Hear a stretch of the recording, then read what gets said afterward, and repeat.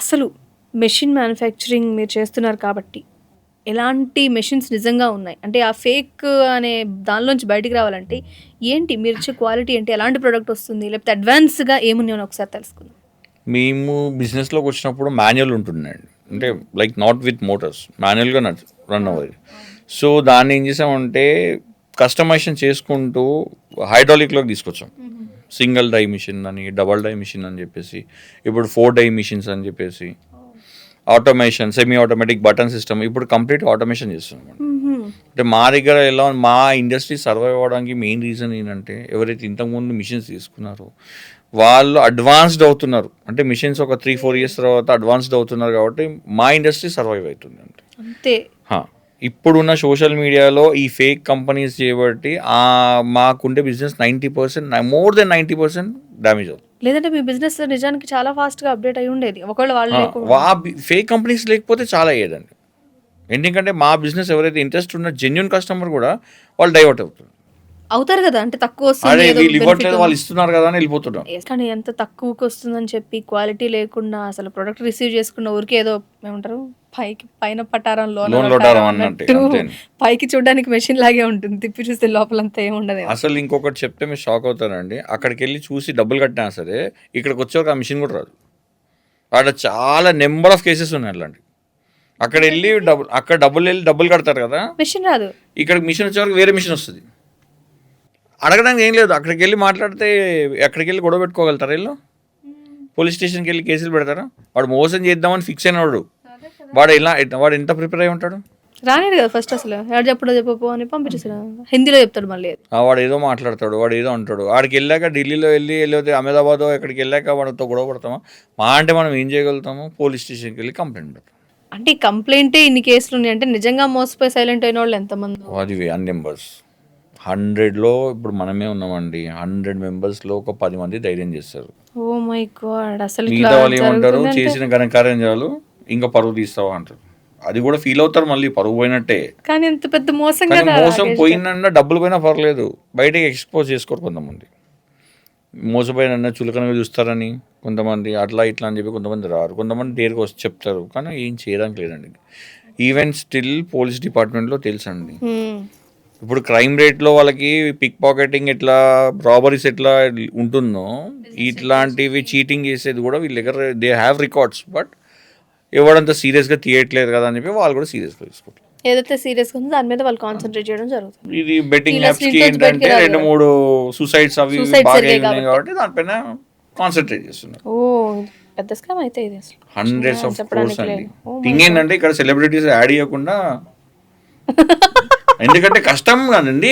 అక్కడంటే celebrities add ఇస్తున్నారు, ఇక్కడ ఏంటంటే మన కష్టాన్ని క్యాష్ చేసుకుంటున్నారు. కష్టపడకుండా ఇంట్లో కూర్చొని సంపాదించమనే ఒక పాయింట్ పైన క్యాష్ చేసుకున్నారు. సో దీనికి మనం బద్ధకష్టం ఉన్నంత వరకు సెలబ్రిటీ అవసరం లేదండి. మనం మోసపోతూనే ఉంటాము, వాళ్ళు మోసం చేస్తూనే ఉంటారు. సో ఇప్పుడు మనం ఇకో పేపర్ ప్లేట్స్ మెషిన్, ఇప్పుడు ఇకో పేపర్స్ తయారు చేయాలన్నా లేకపోతే నార్మల్ పేపర్స్ తయారు చేయాలన్నా మెషినరీ ఒకటే ఉంటుందా? Same machinery. మేము ఎలా కస్టమైజ్ చేసామంటే ఈకో ఫ్రెండ్లీకి డిఫరెంట్ గా, దీని డిఫరెంట్ కాకుండా ఉండదు. అసలు ఉండదా?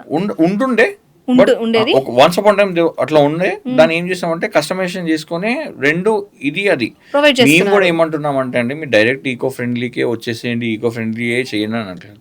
మీరు బిజినెస్ చేస్తున్నారు, మీ మిషన్స్ సేమ్ మిషన్స్, దాంట్లో మీ బిజినెస్తో పాటు దీన్ని ప్రమోట్ చేసుకుంటూ చేయండి అంటున్నాం. ఒక్కటేసారి ఆపేసేసి మొత్తం దీనే చేయమంటున్నాం. బిజినెస్ అవ్వాలి కదా. అంటే ఇప్పుడు కొనే వాళ్ళు ఉంటేనే మనం చేసే ప్రొడక్ట్. మీరు రోజు చెప్తూనే మార్కెట్లో అవైలబిలిటీ చూపించారనుకోండి, అప్పుడు మీకు ఆర్డర్స్ వస్తుంటాయి.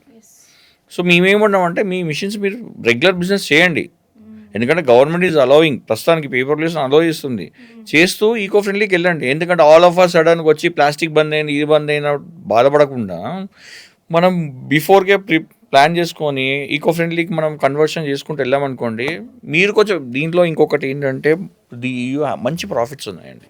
స్టార్టింగ్ బిజినెస్, కాంపిటీటర్స్ లేరు, మీకు ఒక సర్టన్ అమౌంట్కి వస్తుంది, మంచి హెల్తీ మార్జిన్ పెట్టుకొని చేసుకోవచ్చు. సో చాలా మంది అబ్బా ప్లాస్టిక్ వాడడం మానేద్దాం అనుకుంటున్నా కానీ వర్కౌట్ అవ్వట్లేదు అబ్బా అని అనుకున్న వాళ్ళకి దెర్ ఇస్ అన్ ఆప్షన్ అని ఒక్కసారి షోకేస్ చేస్తే, మనం చూపిస్తే ఇది అని ఎందుకు చేయరండి? చాలామంది చెప్తున్నారు ప్లాస్టిక్ వద్దు, ప్లాస్టిక్ చిన్నపిల్లలకి హెల్త్ ప్రాబ్లమ్స్ వచ్చాయని న్యూస్ విన్న ప్రతిసారి అబ్బా ప్లాస్టిక్ లేకుండా ఉంటే బాగుండు. ఈ అంటే ఫీలింగ్‌లోకి వస్తారు. ఇది ఎలా ఈ వచ్చిందంటే అండి, పాయింట్‌ని ఇది ప్లాస్టిక్ పైన అంటే అందరు ప్లాస్టిక్ మీరు ఒకటి అబ్జర్వ్ చేస్తారు. ఎలక్షన్ అవ్వంగానే ఎవ్రీ 5 ఇయర్స్‌కి ఎలక్షన్ అవ్వంగానే ప్లాస్టిక్ బ్యాన్ అని చెప్పేసి ఒక 2 నెలలు హడావుడి చేస్తారు. అప్పుడు ఇది ఏం చేస్తారంటే మా పేపర్ ప్లేట్స్ కూడా బంద్ చేస్తారు. హ్మ్. మళ్ళీ 2 మంత్స్ తర్వాత పేపర్ ప్లేట్స్ ప్లాస్టిక్ వాడొచ్చు, ఇవి వాడొచ్చు, అన్నీ వాడొచ్చు. కానీ ఇది లాస్ట్ 15 ఇయర్స్ నుంచి జరుగుతుంది. ఇది జరిగే బదులు దీనికి ఒక మాడ్యూల్ పెడితే అయిపోతుంది కదా. ఒక ఈ దగ్గర నుంచి గవర్నమెంట్ అండి ఇప్పుడు ఈ ప్రొక్యూర్మెంట్ ఎక్కడ ఉంటుంది, అడవిలలో ఉంటుంది. Raw material. రా మెటీరియల్ అంతా అడవిలోంచి రావాలండి, అక్కడ తీసుకురావాలి. ట్రైబల్స్ కోసము వీళ్ళ కోసం డబ్బులు ఇన్ని ఖర్చు పెడుతున్నాము, వాళ్ళకి అన్ని ఖర్చు పెడుతున్నాము, ఇన్ని ఖర్చు పెడుతున్నాము అని. సింపుల్ అండి, పెద్ద విషయం కాదండి, సింపుల్ థింగ్. గవర్నమెంట్స్ ఉన్నాయి, మీరు ఎక్కడైతే రిజర్వ్ ఫారెస్ట్ ఉంటాయో ఒక జస్ట్ ఆల్రెడీ వాళ్ళ అక్కడ ఫారెస్ట్ ఆఫీసర్స్ ఉంటాయి. మీరు ఏం లేదండి, మీ ఎంఎస్పి అని చెప్పి మినిమం గ్యారంటీ ప్రైస్ అని చెప్పి గ్రెయిన్స్కి వీటికి రైస్కి ఇస్తున్నారు కదా, వాళ్ళకి కూడా మినిమం గ్యారంటీ ప్రైస్ అని చెప్పి ఆ లీఫ్ ప్రొక్యూర్ చేసుకోండి. మా లాంటి వాళ్ళు బొచ్చడి తీసుకుంటారు చాలామంది.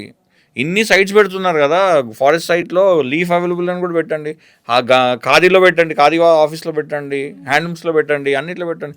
ఇన్ని పబ్లిసిటీ చేస్తారు కదా, ఒకసారి పలానా దగ్గర మీ లీఫ్ వాడండి, మీకు కావాలంటే దీని రా మెటీరియల్ పలానా ఫారెస్ట్ ఆఫీస్, ప్రతి ఊర్లో ఫారెస్ట్ ఆఫీస్ ఉంటుంది కదా, అక్కడ తీసుకోండి మినిమం గ్యారంటీ. వాళ్ళు కూడా బాగుపడతారు కదా, వాళ్ళు వస్తుంది, రా మెటీరియల్ అవైలబిలిటీ ఉంటుంది, ఇది వాడే వాళ్ళు కూడా కొట్టే వాళ్ళు కూడా దాన్ని కన్వర్ట్ అవుతారు, అందరు హ్యాపీ ఉంటారు కదా.